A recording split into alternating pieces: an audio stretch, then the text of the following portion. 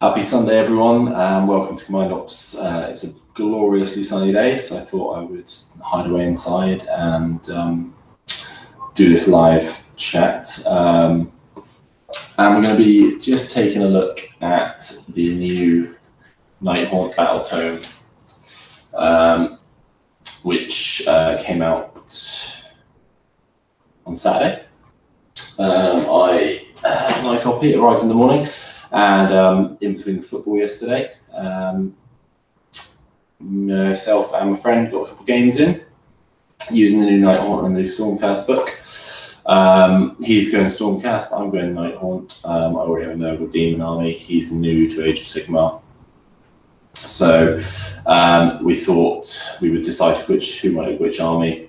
I knew I pretty much wanted the Nighthaunt anyway, so I picked up the book, picked up a few extra models, and I thought I would come online and have a chat about what I thought about the book and how I thought that some of the units performed, mainly from the Soul Wars set. So we've split 2 copies of these, so I've got sort of double the amount, and a few other little bits and pieces that arrived yesterday that got quickly built up in the morning. So we'll have a little chat about the book and what I think. And hopefully get some comments in what you guys think of the units, whether I'm right or wrong about my thoughts on certain units, if people see uses for other units. But I won't focus too much on the stuff that I haven't used, although I will talk about what I would like to get hold of. So firstly, the new book. I haven't read all of it yet.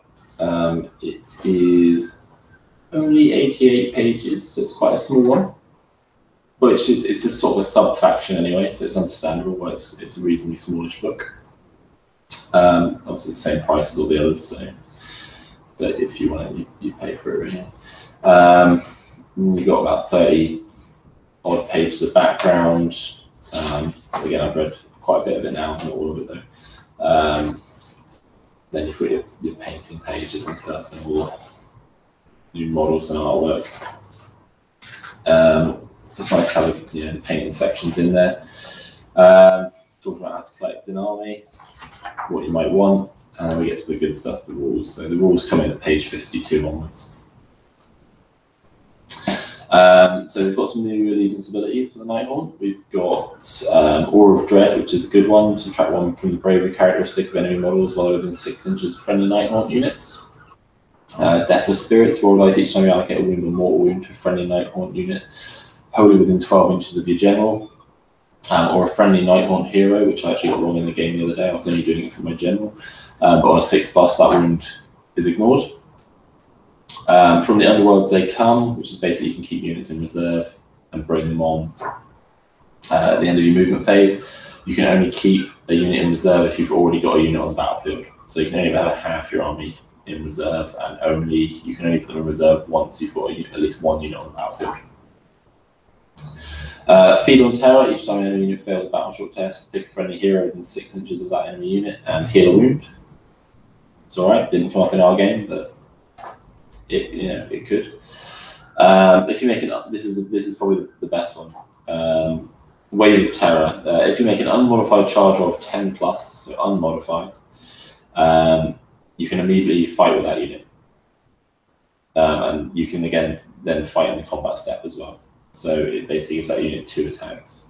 Only happened twice, I think, in our games yesterday, but it's quite a powerful ability, especially with certain units. Unfortunately, I did it on a fairly weak unit, but we'll get to that. And a new command ability, Spectral Summons. You can use this command ability at the start of your movement phase. If you do so, pick a Nighthaunt unit on this battlefield, remove the unit from the battlefield and set up wholly within 12 inches of your general and more than 9 inches away from enemy models. I didn't use this, mainly because I forgot about it, but it's a good way of reinforcing your line if your general's in trouble, or just getting another unit out of trouble. So there's definitely uses for it. Just again, it didn't come up yesterday. You've got the new command traits and spell laws. I'm not going to focus on those. There's some good ones. I mean, the one I used mostly yesterday in the command traits was Ruler of the Spirit Host, which is at the start of hero phase, you can be a friendly Cyborg Nighthaunt unit within 9 inches of the general and return D3 slain models to the unit. That's really good for bringing back things like spirit hosts, which are 3 wounds apiece and deal mortal wounds. So if you've got a unit of 9, 12 spirit hosts and you just constantly bring them back, it's pretty useful. The spells, again, I think the only one I used yesterday of this book was Shade Mist, which basically is -1 to wound on all attack rolls on the particular unit that you've cast it on. Artifacts, new relics, new infernal lanterns for the spellcasters. Again, I won't focus too much on individual ones, but the one I used was Slitter, which is after piling it, or before piling it, sorry, pick a model within 1 inch of the bearer and roll a dice. It's a roll that's greater than the model's wound characteristic. It's just straight up dead. So you can kill some, if you get lucky, you can kill some sort of lower level heroes and some tougher models. Again, didn't really come up in our game because I rolled badly with it, but there's definitely uses, and there's some other good stuff as well. So then you've got a battle plan in the book. The Path to Glory rules for Nighthaunt, if you want to run Nighthaunt in a Path to Glory campaign, which I'm considering doing at some point, hopefully. And then we get to the War Scrolls. There's 1, 2, 3, 4, 5, 6, 8 different War Scrolls. And then we get into unit profile. So again, I want to focus on the ones that I've actually used, and I'll talk through most of them, I think, but it's what I've used and what I want, rather than necessarily sort of. I won't try and speculate too much on how good they are. Sort of talk about my experiences and why I want models that are coming out. So we've got Lady Olympia. So I got her yesterday. I built her up at the first thing in the morning, give her a quick spray. That's it at the moment. But so she's sort of the main leader in this book. I'm starting to start already. So yeah, she's the main leader in this book. She's the Mortarch of Grief. So Nagash has given her some of his power. And she's got quite a cool little background story as well, which is worth getting the book and reading as well. So she's a named character in a single model. She's on with the Staff of Midnight. And she's accompanied by 2 Banshee handmaidens who also get to fight as well. And this model can fly. So going back to her stats there, she moves 6, she has 7 wounds, a bravery of 10, and a 4-up save. Yeah, 4-up save's not bad. 7 wounds, not great. But I think she's got probably the most wounds out of anyone, or equal highest wounds. The Staff of Midnight is 2-inch range, 3 attacks, 3 to hit, 3 to wound, -2 rend, and D3 damage apiece. So she's not massively great in combat, but she can do a decent amount. And Banshee handmaidens get 6 attacks, 4s to hit, 4s to wound, 1 damage apiece, no rend. And a 1-inch range on those. So again, 9 attacks in total for the model. 3 of them are quite, decent-ish, and 6 of them are just your basic attacks. So don't expect her to do a huge amount in close combat if you're trying to charge in and murder everything. She's not that kind of model. So we get back to her abilities now. So she's ethereal, which every model in this book is, at least as far as I've seen. Basically, there's never any modifiers to their save rolls, no pluses, no negatives. She's always got a 4-up save, no matter what the rend is on any weapon. 4-up save. Obviously, it doesn't help with mortal wounds and stuff like that, but you do get their 6-up with mortal wounds. So, Frightful Touch. If the unmodified hit roll for an attack made by the Handmaiden's Spectral Claws is a 6, the attack inflicts a mortal wound. So any 6s on those 6 attacks with the Banshee Claws, straight up wound. Grave Sands of Time. Once per battle in your hero phase, you can choose to either inflict D6 mortal wounds on an enemy hero within 6 of this model, or heal D6 wounds that have been allocated to this model.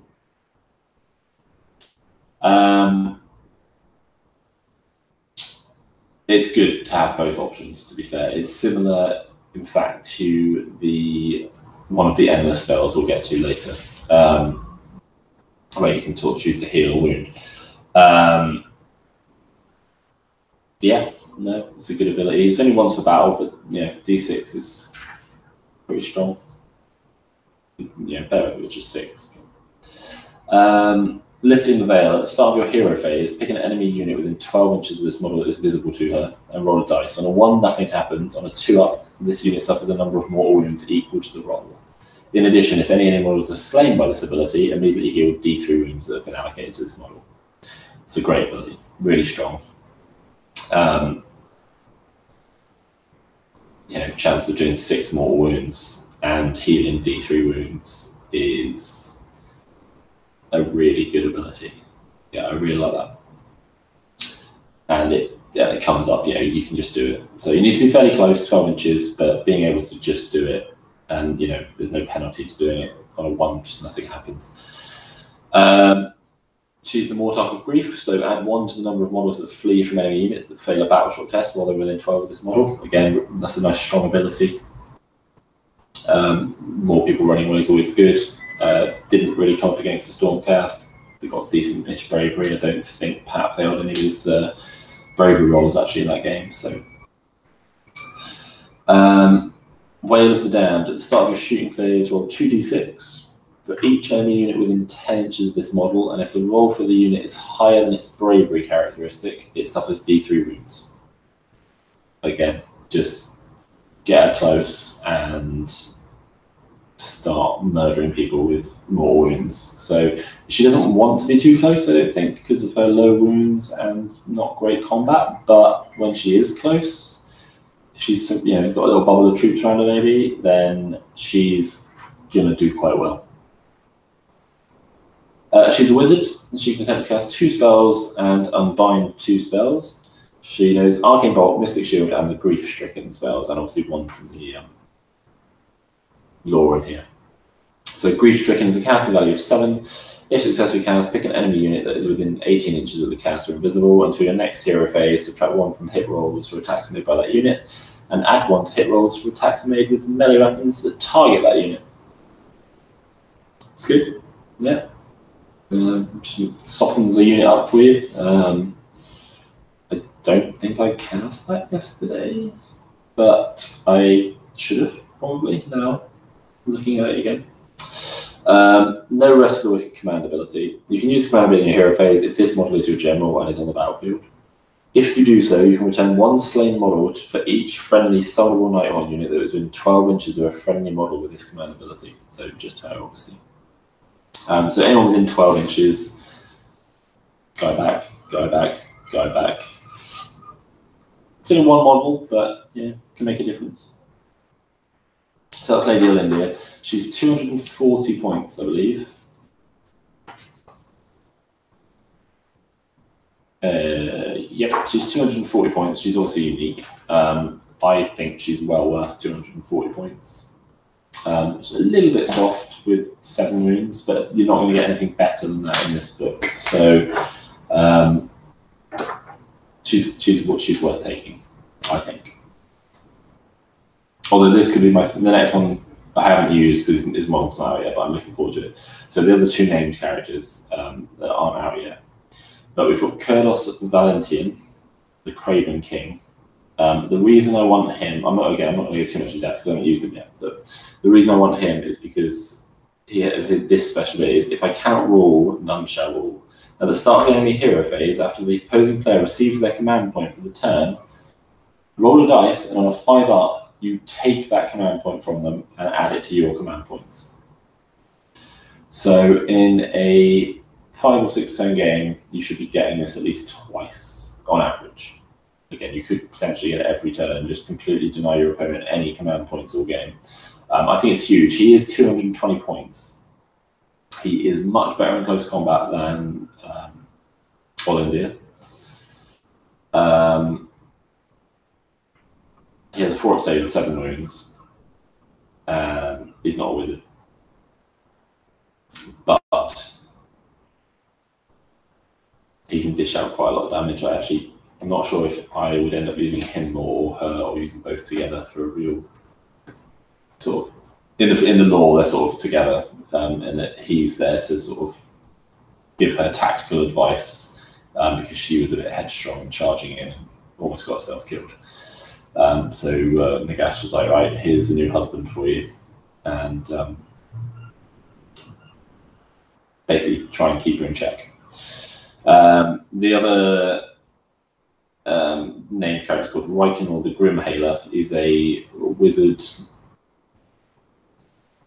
So he's kind of cross between wizard and fighter. He's quite good in close combat.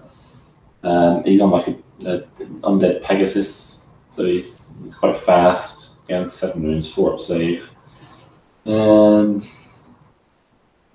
Got his spell's called Wraithstorm. Casting value is 7. If successfully cast, pick only unit 12 of this cast that's visible, then that unit suffers D3 mortal wounds. And if any mortals in this unit are slain or result, you can immediately.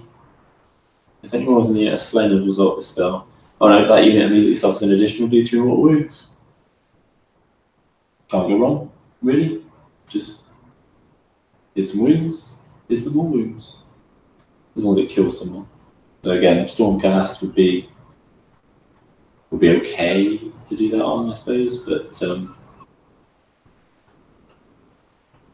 be better on only 1 wound apiece. Okay, so we get to more stuff that I've actually used now. So we've got there's the 2 Knight of Shrouds. Now they've both got the same abilities, but I've got the Knight of Shrouds on Ethereal Steed, the one that comes in the Soul Wars set. So he's got movement 12, 6 wounds, 10 bravery, save of 4+. The only thing different is that he's got 1 extra wound to the guy on foot.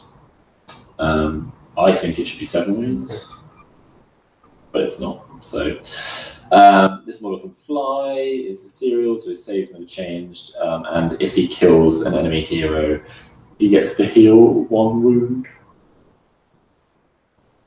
If he kills him with his sword, not his horse attacks.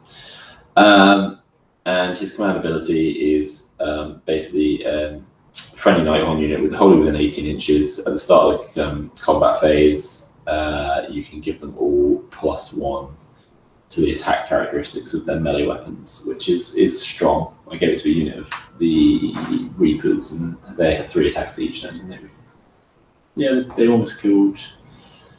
Well, they did technically kill a whole unit of Stormcast, but they kept one alive with the Lord Arcanum's ability, which is quite annoying. Guardian of Souls is the spellcaster for the Nighthaunt. He's not great. He's 140 points for 1 spell, 1 unbind.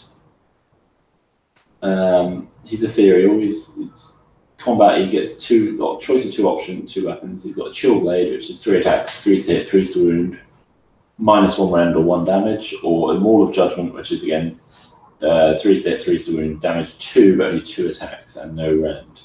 So I mean, he shouldn't be in combat anyway, because as soon as they get in combat, they get murdered. Or is he doing against the Stormcast? But he does add 1 to wound rolls for attacks made by friendly Nighthaunt units wholly within 12 inches, which is really good.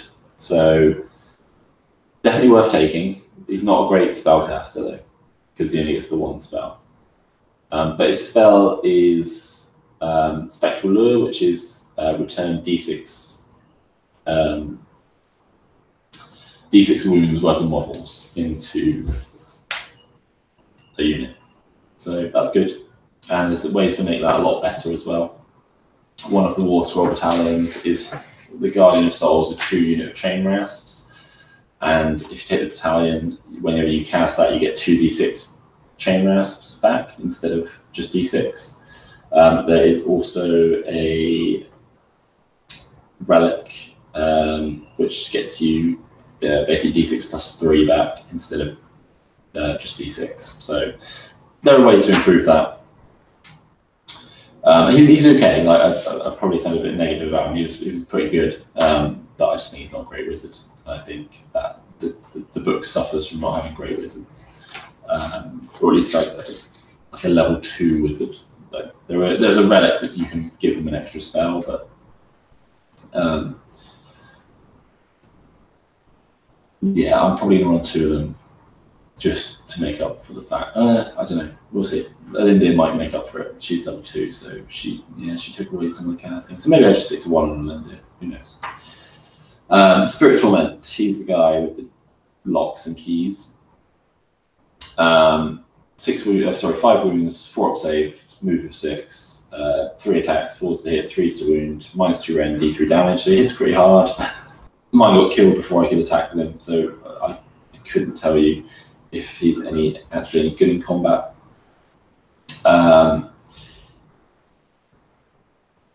He gives friendly units within 12 a rerolls of 1 to hit, so that's good. And he can heal stuff as well. So yeah, not bad. I think he's like 100 points. He's 120 points. So I mean, he does a lot. Chain Ghasts are his like minions. They've got 2 wounds apiece. I think they come in unit sizes of 2. Yeah, you can have up to 2 to 4 of them.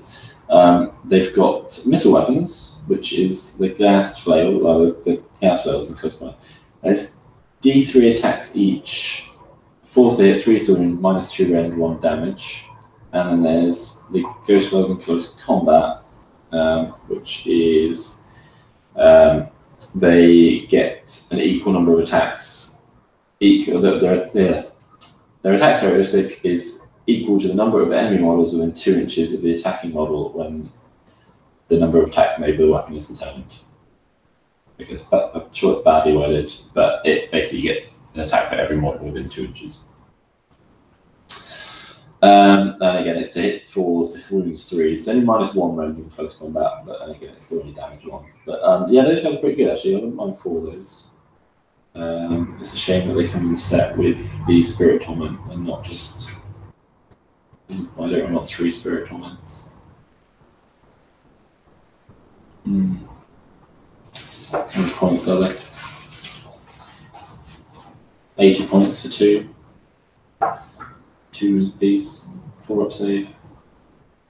They're worth looking at just to get some shooting attacks in my army, because that's something the dead struggle with. Dreadblade Harrow. These are. I haven't used these guys either. They're the mounted sort of. They're heroes. I think they're coming out in an easy to build box with 2 of them in there, which is a bit weird because you only really need 1. I mean, you can have 2, but there's no reason you shouldn't take 2. But they are part of the best detachment, I think, in the book, or best war scroll battalion, which I'll get to at the end. But they're average heroes. They're 100 points for 5 wounds and 3 attacks and 2 attacks with a horse. So they're not amazing, but they're okay. And they get to reroll wound rolls of 1 while they're within 9 inches of a friendly Knight of Shrouds. The most disappointing unit or disappointing hero from the Soul Wars set that I used was the Lord Executioner. He was nowhere near as hard hitting as I thought he would be. He's got 3 attacks, hits on 3s, wounds on 3s with a brain of 2, and it's only 1 damage.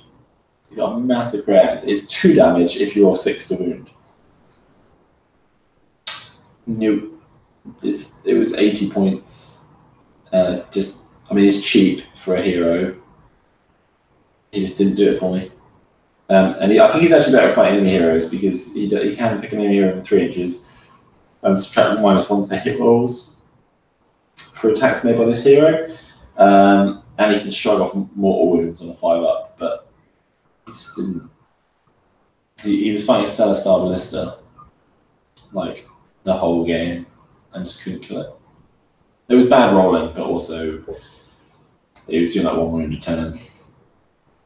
And it just, for me, he'll struggle to get back into my list unless I'm running the Execution Horde War Scroll. 2 Banshees, haven't used yet. They get a shooting phase ability, which I think again in the Nighthaunt army is rare, so it might be worth having a look at. And I probably will pick up Tomb Banshee if I want to. Again, she's a hero. I think she's something like 60 points. 80 points again. Yeah. Khan Wraith again, haven't got one of those yet. Not a bad combat character.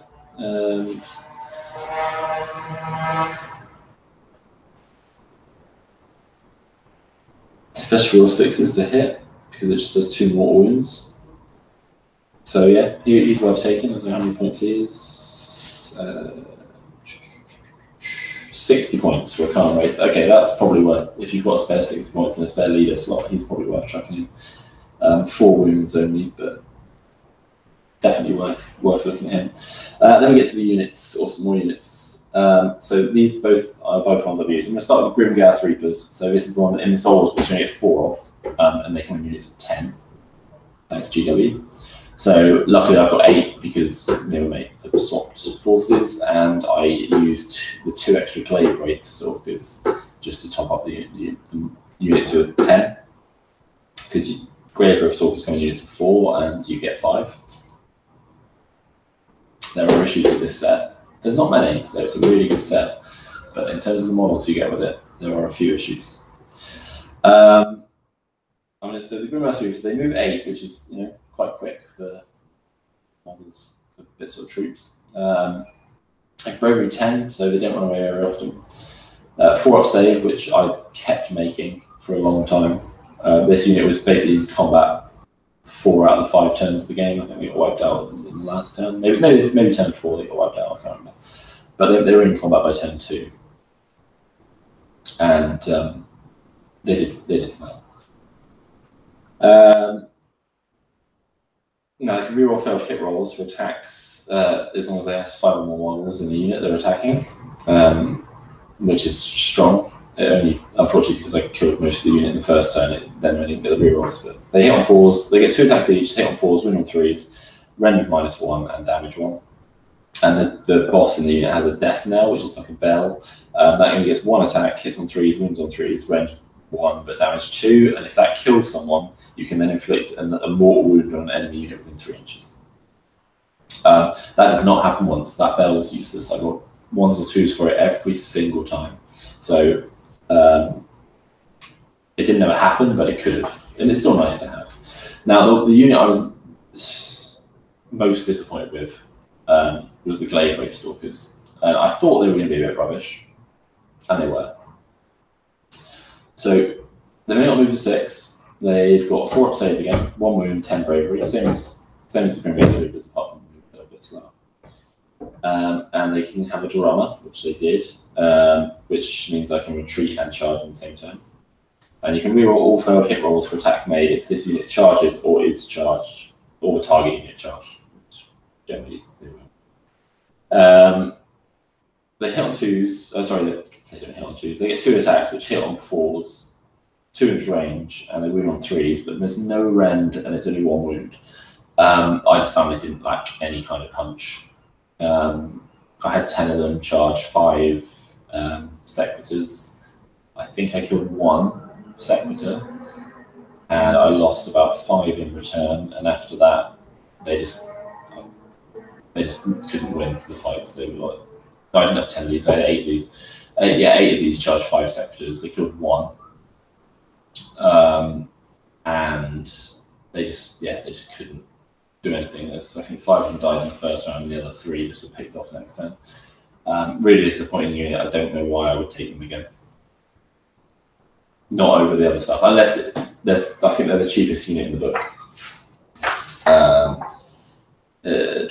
60 points for 4 of them, and you can get up to 16 in the unit. Maybe a unit of 16 of them might be okay, but they're out as far as I've got 12 of these guys. Oh no, I've actually got like 14 of them because again, stupid numbers in the box. Because I bought the easy to build ones as well as the extra bonus, 2 sets of these. So I've got 14 of them in total, but I don't. Maybe I'll try running this unit at 12 because I used 8, but we'll see. But it's likely. They were the most disappointing unit I used. Basic chain mass board. Yay, the little guys. You can have between 10 and 40 in a unit. There are 120 points for 10. No, they're not. No, that's the... No, that's nothing. Ignore that. It's 80 points for 10. Or if you take a unit of 40, it's 280 points. So you get a little bit of a discount by taking all 40 of them. 2 attacks each, again, which is really decent. They're bravery 6, unless you've got the commander in, which you always do. So, and then they're bravery 10. Also, he gets an extra attack, so he gets 3 attacks.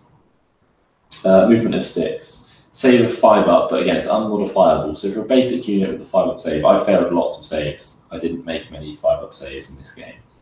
I made a lot of 4 ups, probably more than I should have, but I made hardly any 5 ups. So it was a shame, because I'd like to have seen these hanging there a bit more. You can reroll wound rolls of 1 for this unit while it's 10 on models. I completely forgot that in game. It was only towards the end of the game that I looked at the War Scroll card and was like, oh, damn it. I don't think it would have made a huge difference, but it might have made a small difference. So, yeah, a bit annoyed at myself for that. Running these near near Spirit Torment or a Wizard, not what the names are. Guardian of Souls. It actually makes it quite a tough unit because they're rerolling ones to hit, rerolling ones to wound, and running on 3s instead of 4s. So yeah, they can actually be quite tough, especially in larger units. Blade Ghost Revenants, they're the better chain rasp, basically the elite chain rasps. They've got a move of 8, 4 up save instead of a 5 up, and they've got bravery 10. 2 attacks, they hit on 3s, wound on 3s with the Bren, 1 rend and 1 damage. And also, you can reroll all failed hit rolls for attacks made by this unit if it's wholly within 12 inches of a friendly Spirit Torment or Chain Ghast. And this unit can also retreat and charge in the same turn. In addition, add 1 to the attack characteristics of this unit if it made a charge move in the same turn. So 3 attacks on the charge. They are terrifying. For, again, more of a horde unit, you can take them in units of between 5 and 20. It's 90 points for 5 or 320 points for 20.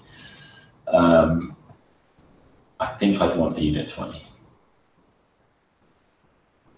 Maybe 2 units of 10. I think a unit of 20 of those guys would be great. They do appear in one of the War Scrolls, but I don't think it's a great one. I'll come back to that anyway. Minimal Banshees. I've got 8 of these guys. They eat spells, basically. They've got a move of 8, save of 4, bravery 10. 1 attack, hits on 4s, wounds on 3s. Rend of 2 and D3 damage. So they can be quite hard hitting, especially if they've unbound a spell in that turn, because then they get an extra attack. Or if they've dispelled an endless spell.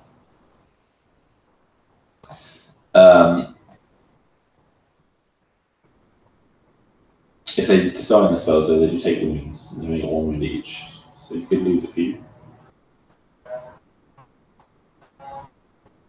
But they're quite good at unbinding enemy spells, so it's worth. I definitely think they're worth it. They're only 80 points for 4. I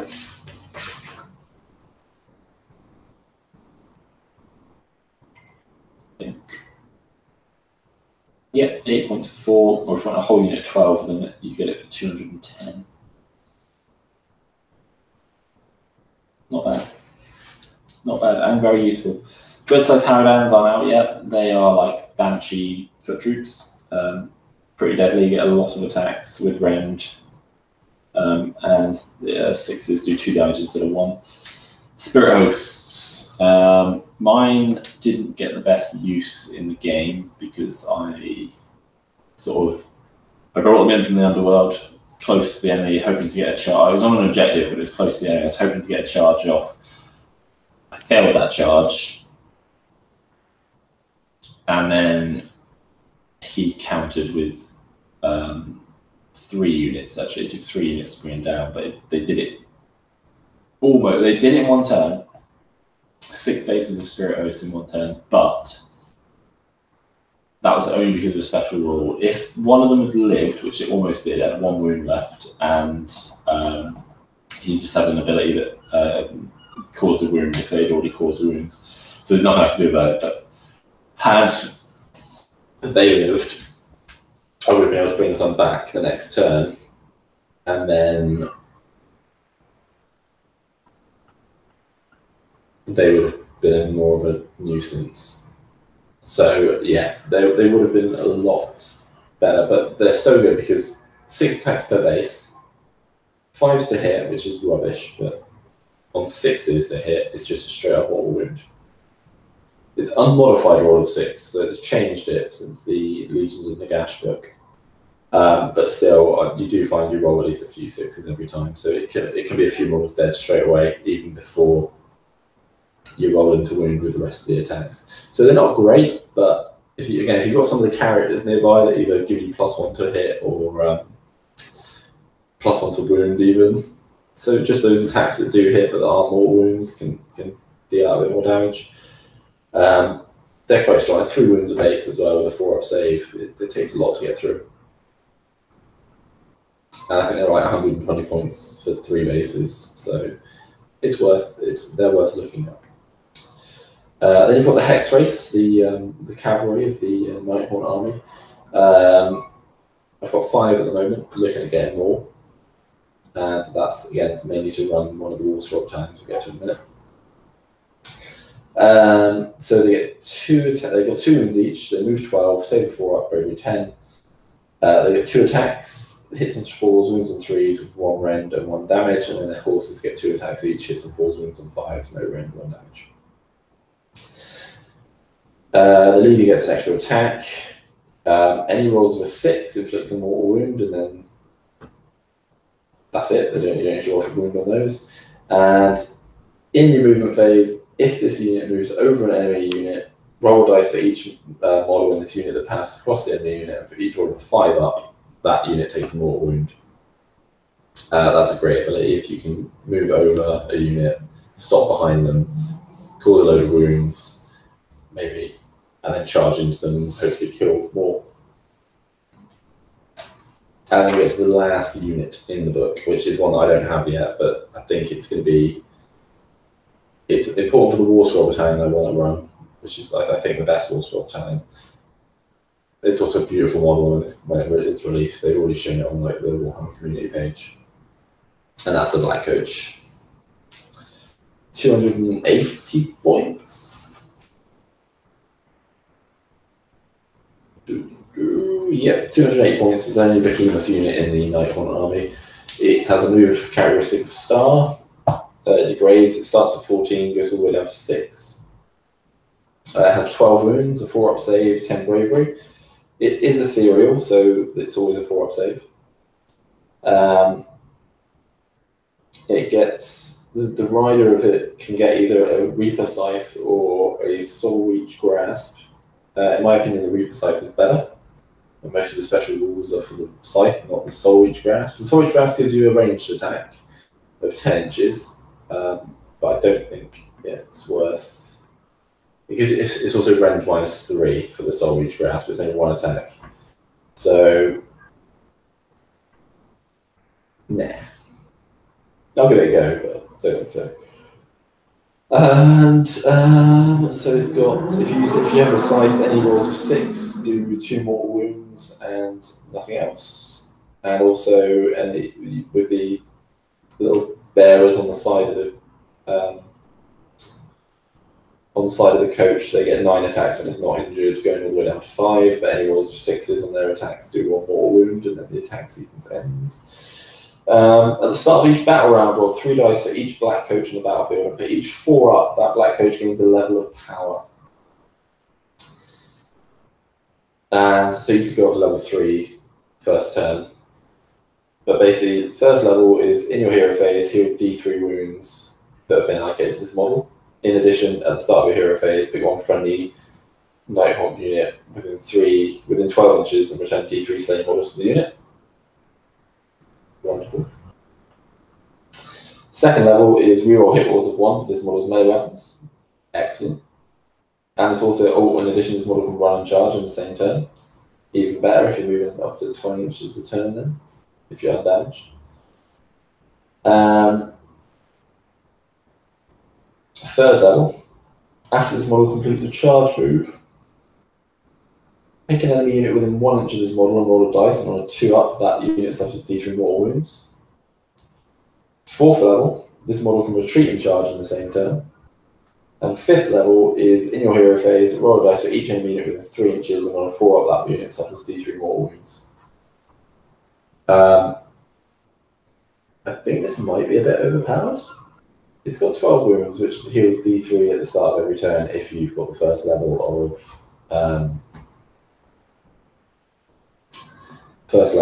just first level of power, which you should get. I mean, 3 dice, you should roll at least 1 4-up. You might be unlucky, but you should be level 1 at least on the first turn, unless your opponent kills it very early on in the game. This thing will be hell to play against, which is luckily I'm going to play with it. So I'm probably going to get 1 or 2 of these.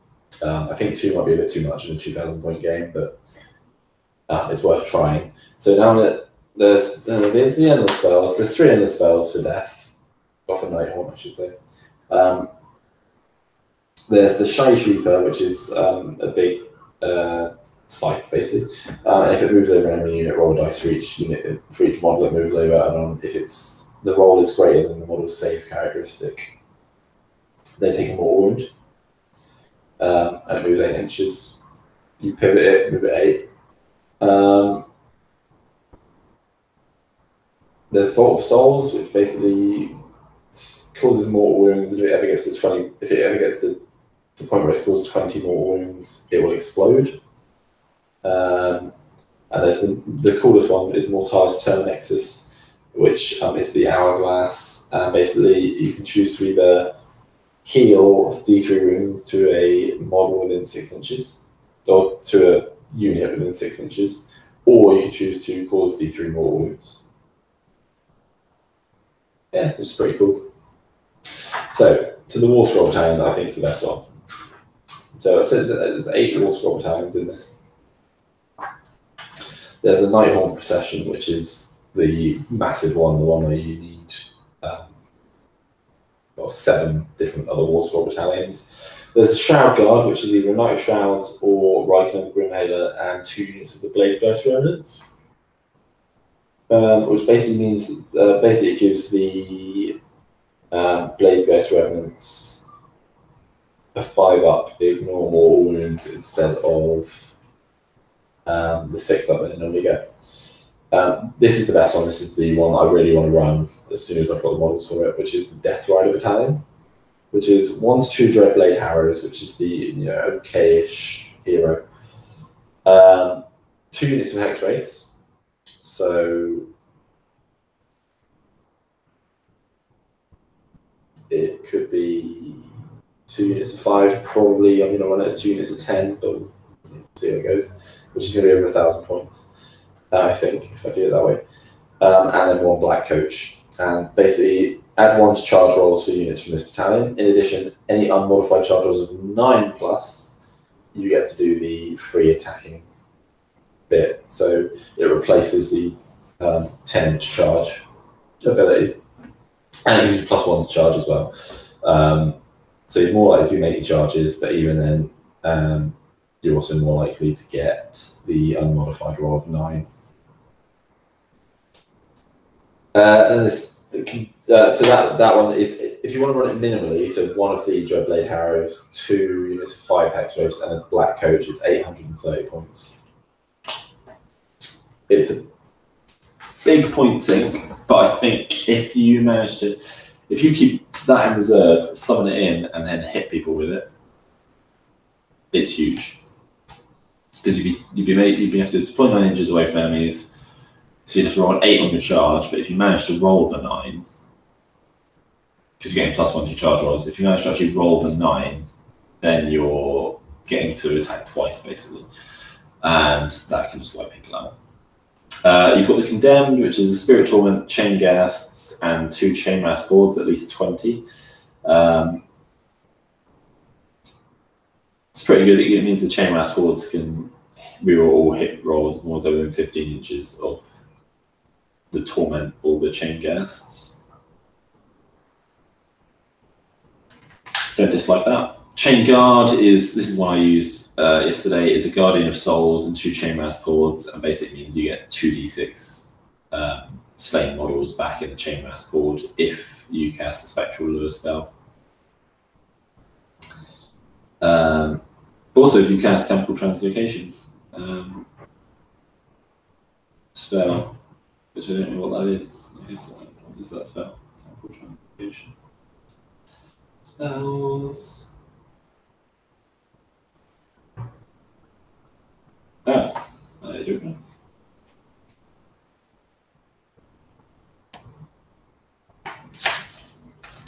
I don't know.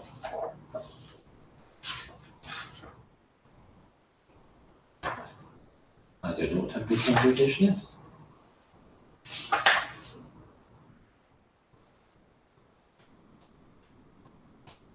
Okay, that doesn't exist in this book.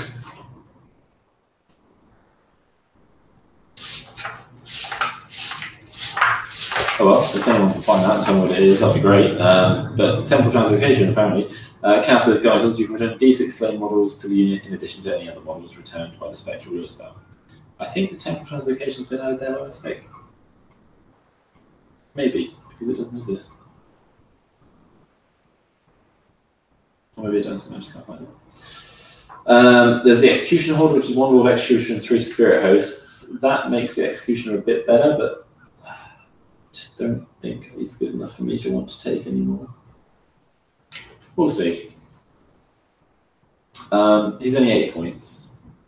He's not used. He was really underwhelming.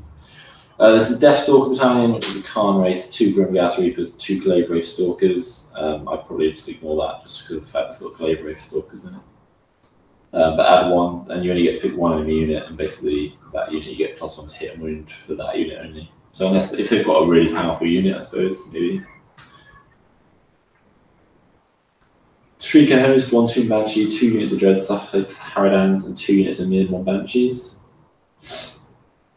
Means that they reroll Battleship Test of 1, and they cannot use Inspiring Presence if they're within 6 inches of any of the units from that time. It's quite good. Part of that one. And that's it.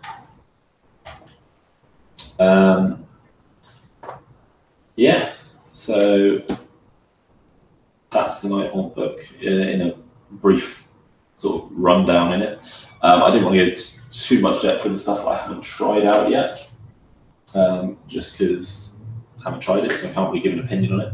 The Black Coach, I mean, I did focus on that a little bit more because I think that is going to be wonderful and really, really powerful. And it's nice to see a different army getting some love other than Stormcast, because as much as I like the new Stormcast, I do feel like Stormcast get way too much new shiny stuff compared to the rest of the forces. I'm hoping to bring some sort of live streamed games to the channel at some point. Maybe because I don't have to edit them.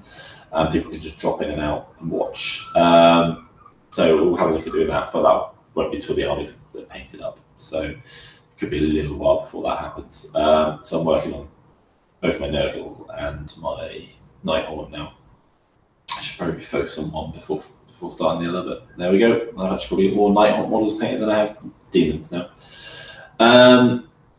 Yeah, so hopefully you've enjoyed a little look at the book. I'm really, really looking forward to the new models that come out, hopefully next week. Obviously this week some Shadespire stuff came out, which I need to pick up as well. There's a little hint of a Shadespire faction in that book as well, which hopefully is true, but we'll see.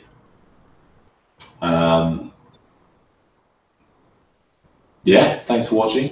Any comments, please leave them below, and happy gaming. Goodbye.